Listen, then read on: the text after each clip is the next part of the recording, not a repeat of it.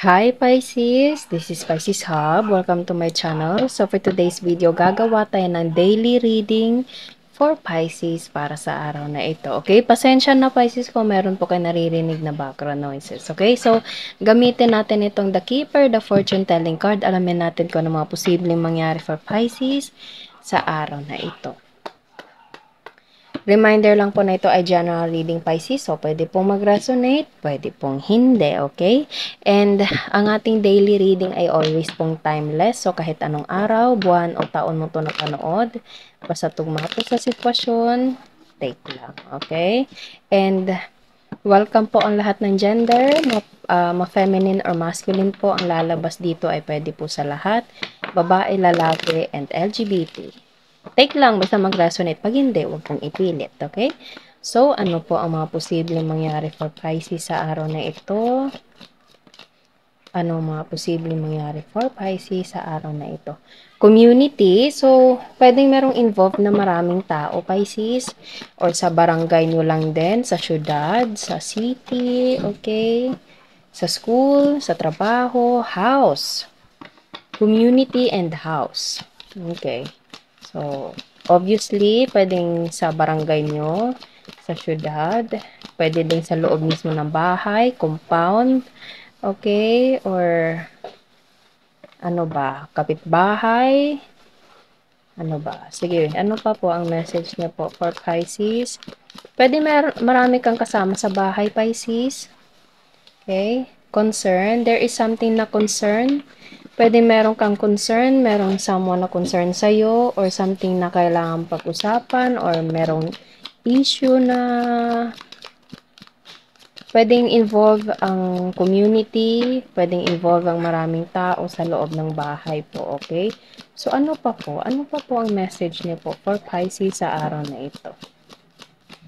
Ano po itong concern? Mature woman. So, pwede merong involved na mas matandang babae.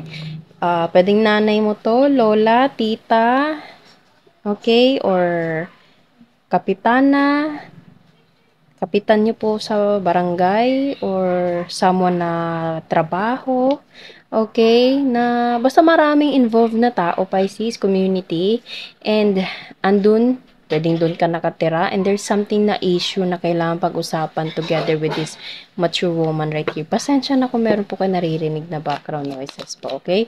So, it's either you are the mature woman or pwedeng there is someone na mature woman. Obviously, mas matanda sa'yo.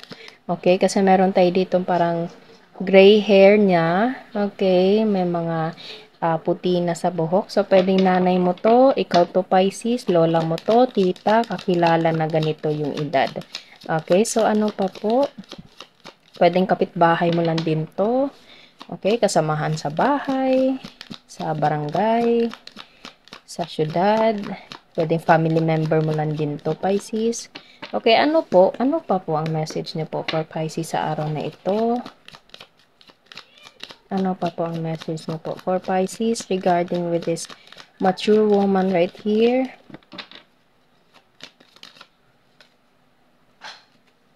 Teka, parang may nag-flip. Ayun, child.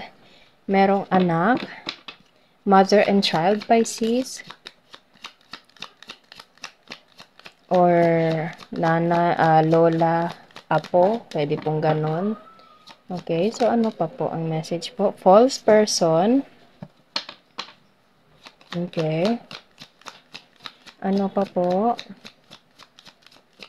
Merong hindi sinasabi. Merong nalaman. Okay, false person. About sa bata, about sa matandang babae, mature man. Okay.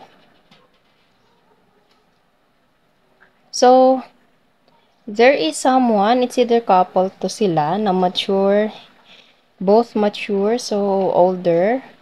Pwedeng older than you, lola, tatay, nanay, lolo, lola mo to, Pisces, okay? Na it's either meron silang concern sa'yo. There's something na kailangan mong pag-usapan together with them. Okay? And pwede merong anak na involved, merong batang involved, Pisces. Pwedeng ikaw yung may anak and yung nanay, tatay mo yung mga nag-alaga, pwede pong gano'n, or something na ikaw yung anak and yung tatay, nanay mo, tito, tita, lola, lolo, or sino mang mas matanda sa'yo, Pisces, na meron kayong pag-uusapan na concern and there is something na hidden or there is something na parang hindi naman siya pagsisinungaling, hindi lang sinabi. Okay, so ano pa po ang message niyo po together with this person? People na involved kay Pisces, ano po ito? Hindi ko pa siya ma-pinpoint, Pisces, kasi iba-iba po kasi yung nandito. Iba-iba po yung sitwasyon niyo po. Okay? Pathway and Privileged Lady. New journey. Pwedeng merong so meron kang feel ko ikaw 'to, Pisces, kahit masculine ka po, pwede po 'to sa lahat, okay? Pwede pong ma-privileged lady although kahit masculine ka man, LGBT, or pwedeng feminine ka din po, okay? So, wala po tayong gender specific. So, there is something na kailangang pag-usapan kasi merong involved na bata and ano ba, parang meron ka munang sasabihin, meron silang sasabihin sa'yo before mo tahakin itong new pathway na ito. Okay? So, there's a new beginning. Pwede meron itong bagong trabaho, bagong journey, bagong lilipatang bahay, okay? Pupuntahan na ganito, ganyan. Basta merong sitwasyon sa buhay niyo po na kailangan niyo mag-usap. Okay? Kailangan niyo mag-usap sa bahay. Okay? Lalo na't merong involved na bata or pwedeng ikaw yung mismong bata and meron kang kakausapin na family member niyo po, mas matanda sa'yo, okay? Na alam mo yun, kumbaga, sasabihin mo sa kanila yung plano mo, ganito yung meron akong natanggap na ganito, pupunta ako sa ganito, parang ganun po, okay? Take nyo lang kung saan po mag-resonate. Basta, meron pag-uusap na kailangang, alam mo yun, kayong pamilya or mga taong involved dito ang mag-uusap-usap talaga. Okay? So, actually, hindi naman siya, wala naman akong nakikita ditong hindi kagandahan, ano? Pero parang, merong surprise. Pwedeng itong dalawang mature people na nandito is magugulat sa'yo na, ala, kailan pa to? Yung parang ganyan. Kailan yung travel mo? Kailan yung ganito? Okay? Pwede pong ganun. Para magugulat sila or ikaw yung magugulat, Pisces, na parang, teka saglit, ganito, parang merong information na ibubulgar, okay? And hindi naman siya masama, ano, actually maganda nga siya, parang merong something na pag-uusapan before gawin yung action na iyon. I don't know, hindi ko po ma-pinpoint, iba-iba po kasi yung sitwasyon nyo po. Pero ganun yung parang sitwasyon po, Pisces. Parang ganun yung parang magiging ano ba, hindi naman kahihinatnan, ano, sitwasyon talaga. Okay, pwede pong ganon. Bottom of the deck is sudden wealth. Yes, there is a new journey, Pisces, na kumbaga, yun nga, sinabi ko, pwede merong involved na travel, okay, or kung hindi naman, merong involved na trabaho, or something na opportunity na kailangan mong gawin, pero kailangan nyo muna mag-usap, lalo na't kung merong involved na bata, okay, or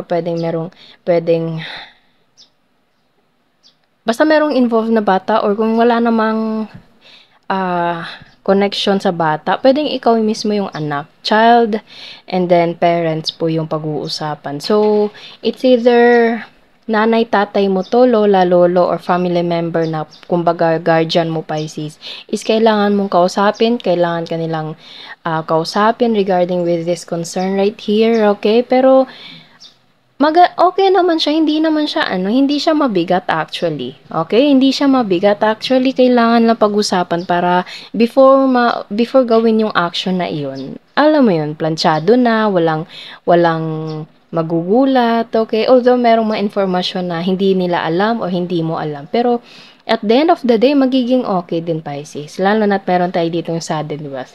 Okay? Magiging okay din. Pwedeng ito ay, feel ko meron itong connection sa opportunity. Opportunity to na parang kunwari travel, kailangan pumunta doon, tanggap ka na, hindi alam ng parents mo, gugulatin mo sila, okay? Bibigyan mo sila ng magandang news, okay? Ganito, ganyan. Pwede pong ganon.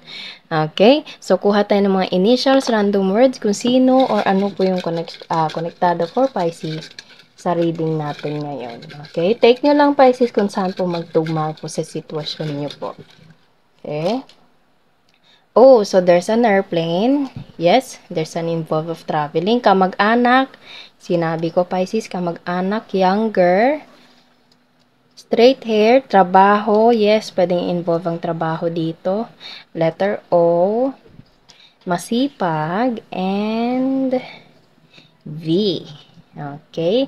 So, yun po ang ating reading sa araw na ito. Naway nag-resonate po, Pisces, and naway nagustuhan nyo po. Huwag nyo po sanang kalimutan na mag-like at mag-subscribe po sa ating channel and click the bell button para ma-notify po kayo sa next videos na i-upload natin. Okay? So, thank you, Pisces, and God bless!